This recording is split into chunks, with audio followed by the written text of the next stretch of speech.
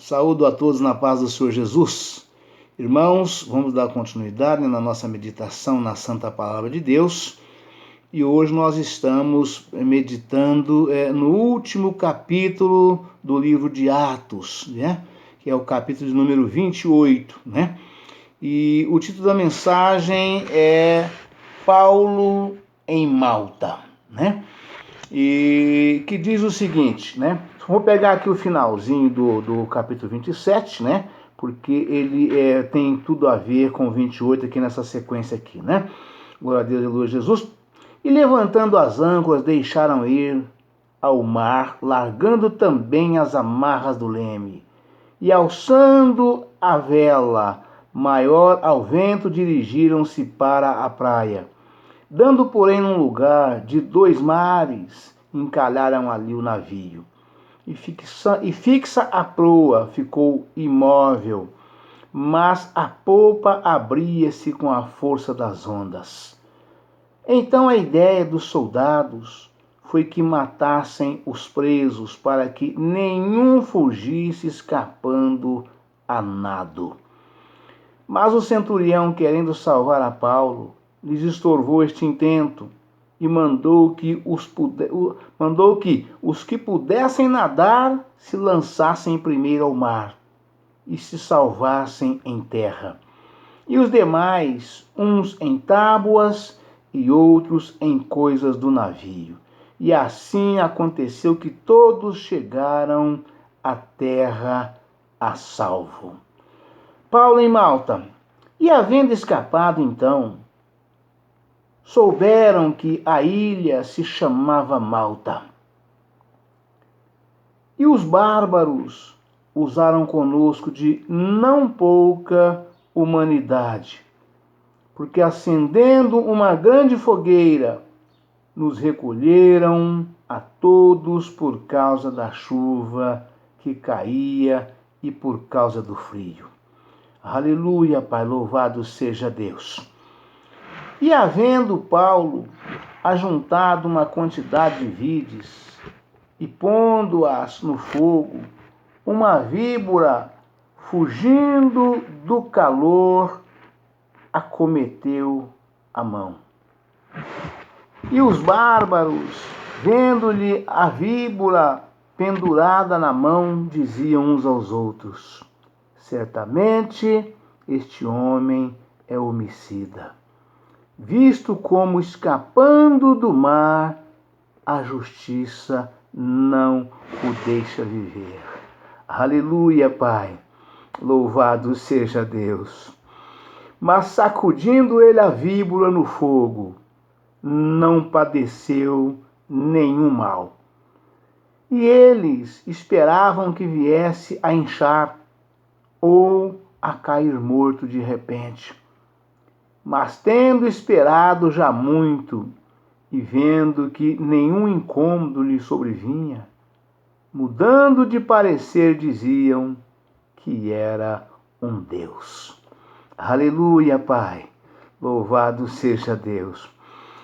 E ali, próximo daquele mesmo lugar, havia umas herdades que pertenciam ao principal da ilha, por nome Públio, o qual nos recebeu e hospedou benignamente por 3 dias.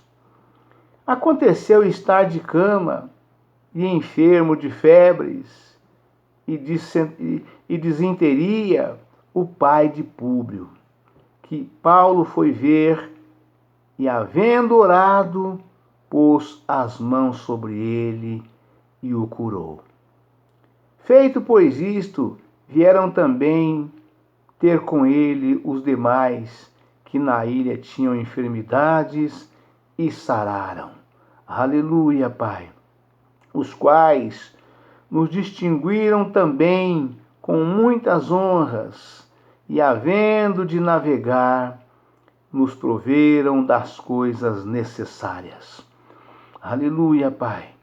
Paulo chega a Roma e fica prisioneiro em sua própria casa durante 2 anos. 3 meses depois, partimos num navio de Alexandria, que invernara na ilha, o qual tinha por insígnia Castor Pólux. E chegando a Siracusa, ficamos ali 3 dias, donde, indo costeando, viemos a Régio, e soprando um dia depois um vento do sul, chegamos no 2º dia a Putéoli, onde, achando alguns irmãos, nos rogaram que por 7 dias ficássemos com eles. E depois nos dirigimos a Roma. E de lá, ouvindo os irmãos novas de nós, nos saíram ao encontro à praça de Ápio às 3 vendas. E Paulo, vendo-os, deu graças a Deus e tomou ânimo. Aleluia, Pai, louvado seja Deus. E logo chegamos a Roma. O centurião entregou os presos ao general dos exércitos, mas a Paulo lhe permitiu morar por sua conta, com o soldado que o guardava. E aconteceu que 3 dias depois, Paulo convocou os principais dos judeus. Juntos eles lhes disse: varões irmãos, não havendo eu feito nada contra o povo, ou contra os ritos paternos, vim contudo preso desde Jerusalém, entregue nas mãos dos romanos. Aleluia, Pai. Os quais, havendo-me examinado, queriam soltar-me por não haver em mim crime algum de morte. Mas opondo-se os judeus, foi-me forçoso apelar para César, não tendo, contudo, de que acusar a minha nação. Aleluia, Pai, louvado seja Deus. Por esta causa vos chamei para vos ver e falar, porque pela esperança de Israel estou com esta cadeia. Então eles lhe disseram: nós não recebemos acerca de ti cartas algumas da Judéia, nem veio aqui algum dos irmãos que nos anunciasse ou dissesse de ti mal algum. No entanto, bem quiséramos ouvir de ti o que sentes, porque quanto a esta seita, notório nos é que em toda parte se fala contra ela. E havendo-lhe eles assinado um dia, muitos foram ter com ele a pousada, aos quais declarava com bom testemunho o reino de Deus, e procurava persuadi-los à fé de Jesus, tanto pela lei de Moisés, como pelos profetas, desde pela manhã até a tarde. E alguns criam no que se diziam, mas outros não criam. E como ficaram entre si discordes, se despediram, dizendo Paulo esta palavra: bem falou o Espírito Santo a nossos pais pelo profeta Isaías, dizendo: vai a este povo e dize: de ouvido ouvireis, e de maneira nenhuma entendereis. E vendo, vereis, e de maneira nenhuma percebereis.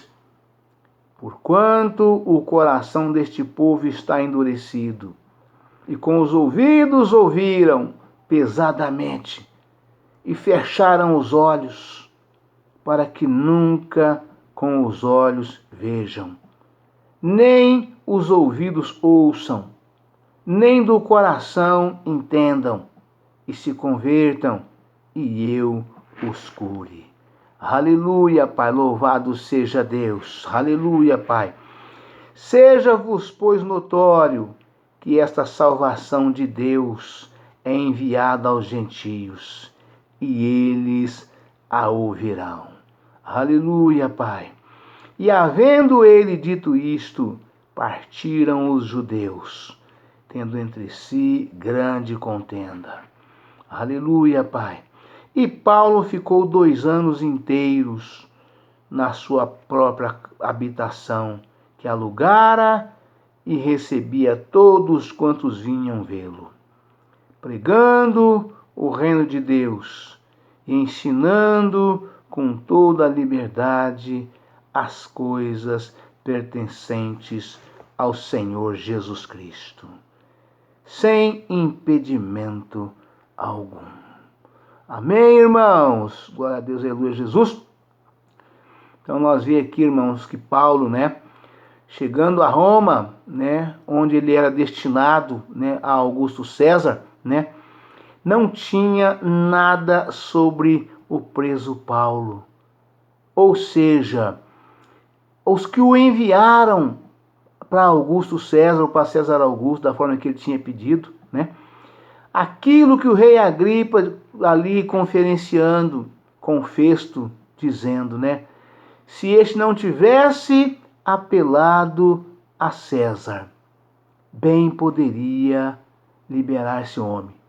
Ou o contrário, se bem poderia liberar este homem, se ele não tivesse apelado a César,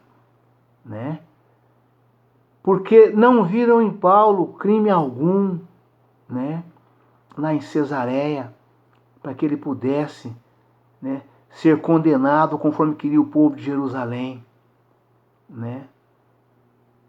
E ele pediu para que o rei Agripa, ouvindo Paulo naquela manhã, daquele dia marcado, ele tivesse alguma coisa que escrever para colocar, porque ele não tinha como enviar Paulo para César, ele não tinha nada para escrever. Falar o que de Paulo? Não tinha nada para falar, não tinha acusação nenhuma. E ele ainda falou, como é que eu faço para enviar um preso? Falou, não tem como você enviar um preso sem não ter o relatório, sem não ter a explicação, qual é a acusação contra aquele preso que você está enviando para ele, por que foi preso, qual é a acusação, então não teria.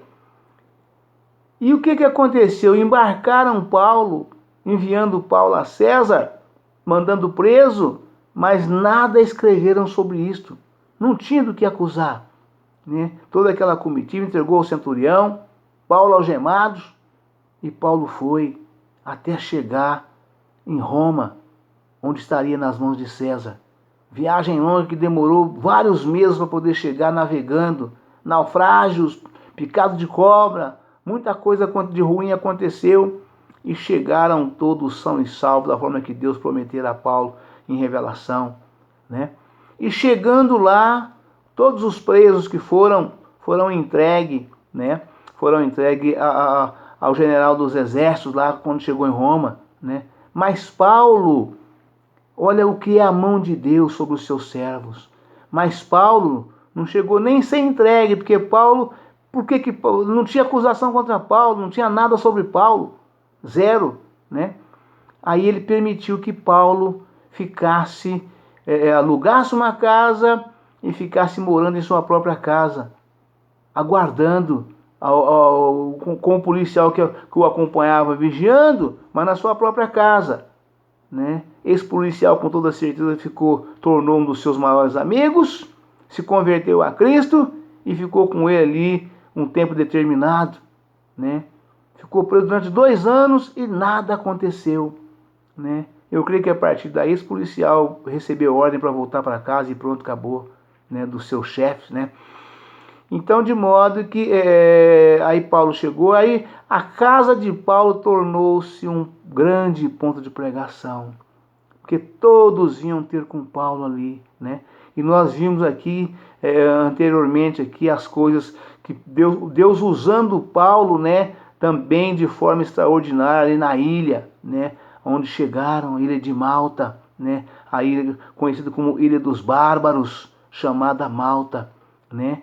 Vamos dar uma meditada com os irmãos na palavra agora, porque nós estamos fazendo hoje a leitura já do último capítulo do Atos 28, né. As referências provavelmente ficará para amanhã, não dará tempo, né, mas estamos fechando, né. Hoje já é a leitura do último capítulo do livro de Atos, capítulo de número 28, né? E que diz o seguinte: Paulo em Malta. Havendo escapado então, souberam que a ilha se chamava Malta, né? Isso, havendo escapado, por quê? Porque o navio estava tudo destroçado, estava todo depenado, sem carga, sem nada, porque o povo, a tempestade era muito grande. Mas o centurião, querendo salvar Paulo, voltando um pouquinho, dando, porém, num lugar de 2 mares, encalharam ali o navio. E fixa a proa ficou imóvel, mas a polpa abria-se com a força das ondas. Então a ideia dos soldados foi que matassem os presos, para que nenhum fugisse escapando a nado. Ou seja, pessoas presas em qualquer presídio, em qualquer lugar, ficam presos, mas fica igualzinho gado bravo preso no curral, né? Se a porteira abrir, nós cai fora. Se um pular e arrebentar uma tábua, fizer um buraco, nós vai tudo embora, né? Preso é assim, não fica preso lá com as portas abertas, não. Fica preso com as portas fechadas, mas abriu as portas, vai todo mundo embora, né? E aí aconteceu exatamente isto, né? Dando, porém, um lugar de 2 mares, né? Aí o que aconteceria, né? A ideia dos soldados era matar aqueles presos, porque eles eram os responsáveis para entregá-los às mãos dos generais dos exércitos quando chegasse em Roma.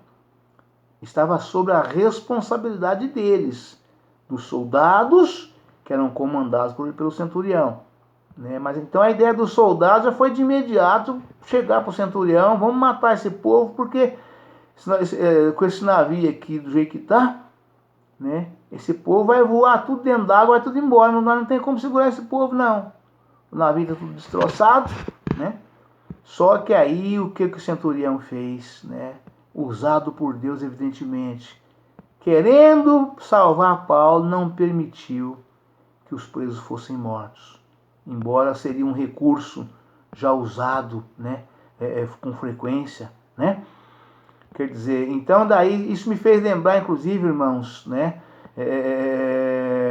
quando os boiadeiros, né, transportavam gados vendidos, né, os grandes fazendeiros vendiam gado, né, para um grande sertanista, né, e aí o sujeito ia lá, comprava o gado, pagava, ia embora de avião, de carro, de qualquer outra coisa, porque e o gado só ia transportado pela estrada, pelos corredores, né? Antigamente, quando eu era menino, o nosso país era todinho cortado de corredores. Corredor para transportar o gado não era transportado de caminhão. O gado era transportado uma parte em vagões de trem de ferro, né? A Mugiana nossa transportava gado direto para tinha os vagões boiadeiros, né? E era tudo linha de ferro, e os caminhões pegavam o gado nas estações rodoviárias da sua cidade, para levar da cidade para a fazenda. Caminhão boiadeiro pegava da cidade para a fazenda apenas. Na Mugiana, na estação ferroviária, os caminhões boiadeiros iam buscar. Eram poucos caminhões, tinha poucos caminhões boiadeiros, né? Mas o transporte a longa distância era tudo feito de trem de ferro, né? E muitas distâncias, quando durava aí, quando era muito gado, né, que não dava conta de transportar aquele trem de ferro, porque era gado, seria necessário muitos vagões e muito tempo de viagem. Aí colocava o gado na estrada. Tinha os famosos boiadeiros, né, boiadeiro de verdade, né, era uma quantidade grande de boiadeiros. Tinha o guia que ia na frente com o berrante, tocando o berrante para o gado acompanhar, e aqueles que ia e dividia aquela grande quantidade de gado em lotes, né? A cada distância e cortava aí, ia um ou dois ali para dividir, para não deixar amontoar, para não deixar o da frente parar e não deixar o de trás chegar por cima. Então era transportado dessa forma.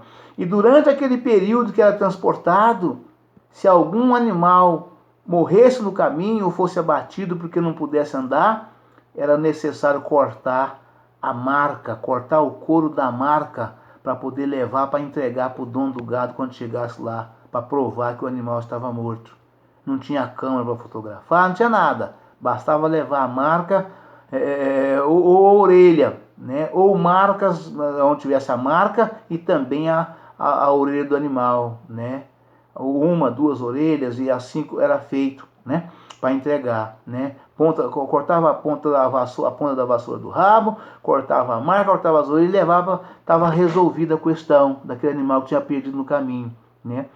E esses soldados, a única maneira de eles não ser acusados era apresentar os cadáveres para onde o chefe para onde eles tinham que entregar, né? Eles eram obrigados a apresentar o corpo daquele preso ali, ou vivo ou morto, tinha que ser entregue, né? Então, de modo que assim, quando o navio viu que o navio afundava tudo, rebentava tudo e o povo poderia fugir, a ideia dos soldados foi matar os presos. Mas Deus, por causa de Paulo, não permitiu que os presos fossem mortos. Deus já tinha falado que teria entregado todos eles nas mãos de Paulo, as 276 almas, né? Contando com Paulo, evidentemente, né?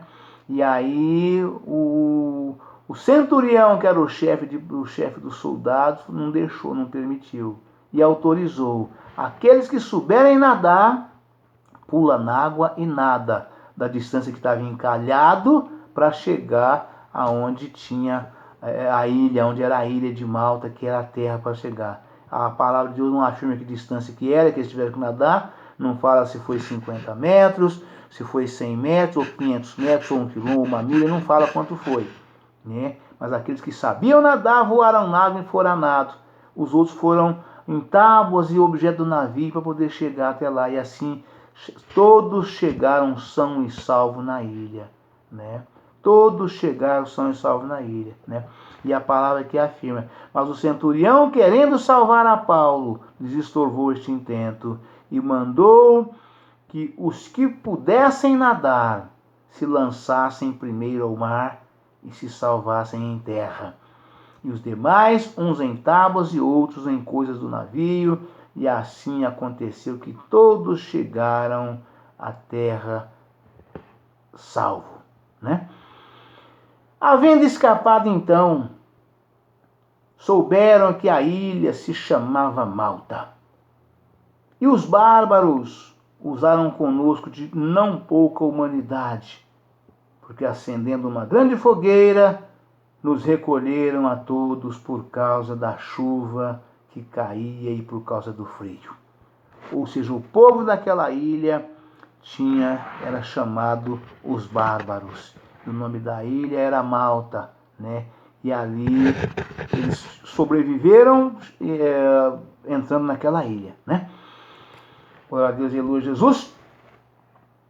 E havendo Paulo ajuntado uma quantidade de vides, e pondo-as no fogo, uma víbora, fugindo do calor, lhe acometeu a mão. Ou seja, Paulo pegando um feixe de lenhas, né, de varas, né, para colocar no fogo, pegou junto uma cobra, né, abraçou uma cobra junto ali, colocou no fogo, e ela fugindo do calor do fogo, tentando fugir, ela pegou ele na mão, né? a cobra tarracou, meteu os dentes na mão dele e ficou agarrada na mão dele para se livrar do fogo. Né? Porque a hora que ele lançou o feixe no fogo, ela tarracou na mão dele para não ir. E não foi. Né? E aquele povo, vendo aquela cobra pendurada nas mãos de Paulo, o povo do lugar, os bárbaros, conheciam a cobra e sabia que a cobra era uma víbora mortal. E sabia que Paulo, por lógica, né, dentro de poucos instantes estaria morto. Né? A mão iria inchar e Paulo estaria morto. E eles ficaram esperando isso acontecer. Né? E os bárbaros, vendo-lhe a víbora pendurada na mão, diziam uns aos outros: certamente este homem é homicida, visto como escapando do mar, a justiça não o deixa viver. Eles julgaram, né, que Deus estava vingando Paulo. Não conhecia Paulo, não conhecia o povo, não sabia de nada. Né? Sabia que o navio deles tinha naufragado. Né? Escaparam com vidas, todo mundo a nado. O navio naufragou, eles escaparam a nado e coisas do navio para poder sobreviver. Né? E eles, olhando aquela cobra na mão de Paulo agarrada, falaram: com certeza esse homem é um homicida, porque ele escapou do naufrágio, mas agora ele não escapará, porque agora ele vai morrer. A cobra, ele foi ofendido pela serpente, pela víbora. Glória a Deus e glória a Jesus, né? Mas sacudindo ele a víbora no fogo, não padeceu nenhum mal. Ou seja, Paulo, evidentemente, que qualquer um de nós teria a mesma reação de chacoalhar a mão ali bem forte e lançar a bicha fora, né? Lançar a bicha fora, né? E assim Paulo fez, né? Mas sacudindo ele a víbora no fogo, não padeceu nenhum mal. Ou seja, ela foi para o fogo, soltou da mão dele, né? E eles, esperando que viesse a inchar ou a cair morto de repente. Mas tendo esperado já muito e vendo que nenhum incômodo lhe sobrevinha, mudando de parecer, diziam que era um Deus. Que coisa linda, né, irmãos? Coisa mais gloriosa. O nosso Deus, ele é maravilhoso. Isso confirma a palavra de Deus que Jesus disse aos apóstolos quando os enviaram 2 a 2. Eis que eu vos envio como serpentes, eis que vos envio como ovelhas no meio de lobos. E eis que vos dou poder para expulsar os demônios, para curar os enfermos, para pisar serpentes e escorpiões. E se beberem alguma coisa mortífera, não lhes fará dano algum. Né? Que coisa linda, né? Aqui na passagem de Paulo aconteceu exatamente isto. Paulo estava com todo este poder do qual o Senhor Jesus dá aos seus filhos, dá aos seus servos, aos verdadeiros servos, fiéis e verdadeiros. Né? Ou seja, o Senhor dá todo tipo de livramento a quem verdadeiramente serve a Deus com toda sinceridade de coração, de corpo, alma e espírito. Jesus falou isso com os apóstolos, pedindo para que eles fossem prudentes. Né? Sedes, né, prudentes como as pombas e astutos como as serpentes. Eis que vos envio como ovelhas no meio de lobos. Ou seja, ovelhas onde tem lobo, ela tem todo cuidado. Né? Todo cuidado, porque o lobo, ele não pode ver uma ovelha, ele bate em cima e quer pegá-las. Né? E Jesus nos envia nessa mesma condição. Mas ele disse: e eis que eu vos dou o poder para pisar serpentes e escorpiões, para expulsar os demônios, para curar os enfermos. E se beberem alguma coisa mortífera, não lhes fará dano algum. Né? E assim aconteceu com Paulo. Né? Aconteceu estar, glória a Deus, aleluia, Jesus, né? Aleluia, Pai. Esperando já muito e vendo que nenhum incômodo lhe sobrevinha, mudando de parecer, diziam que era um Deus. E ali, próximo daquele mesmo lugar, havia umas herdades que pertenciam ao principal da ilha, por nome Públio, o qual nos recebeu e hospedou benignamente por 3 dias. Aconteceu estar de cama enfermo de febres e disenteria o pai de Públio, que Paulo foi ver e, havendo orado, pôs as mãos sobre ele e o curou. Feito, pois, isto, vieram também ter com ele os demais que na ilha tinham enfermidades e sararam.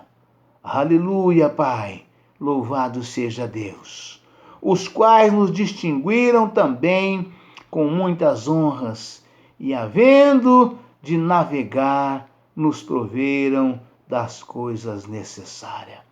Que coisa linda, né? É o poder de Deus. O Senhor usou Paulo de forma extraordinária. Que ali naquela própria ilha, quantas pessoas viram Paulo ser ofendido de cobra, né?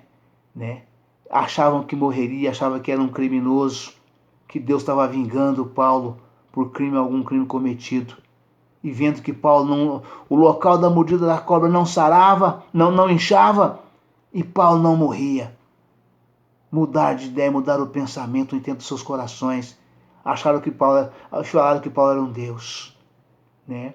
E foram recebidos, né? Eu creio que depois que o dia amanheceu, clareou, né? Ou de alguma forma, da mesma noite, não sei, a palavra não afirma, foram recebidas por um homem que era dono de uma pousada ali, do qual o pai estava enfermo, né? E Paulo foi visitá-lo, né? Foi visitá-lo, orou por ele, impôs as mãos e o pai do homem sarou, ficou curado, né?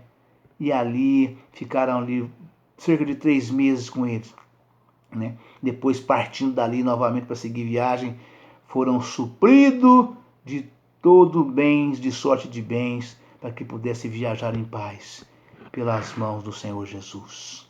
Amém, irmãos? Deus abençoe a todos, um forte abraço. Ficam todos na paz do Senhor Jesus. Amanhã estaremos de volta com um novo vídeo, uma nova mensagem, em nome do Senhor Jesus. Amém?